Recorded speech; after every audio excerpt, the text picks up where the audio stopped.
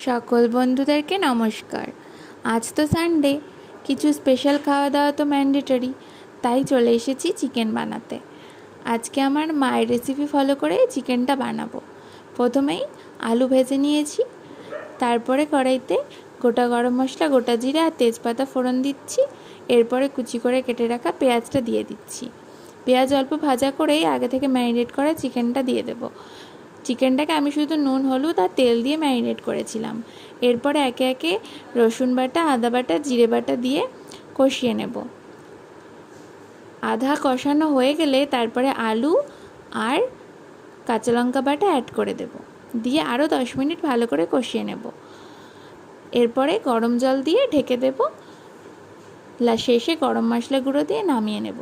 আমার রেসিপিটা ভালো লাগলে একটা লাইক করে দিও। সবাই ভালো থেকো, টাটা। আমি চললাম খেতে।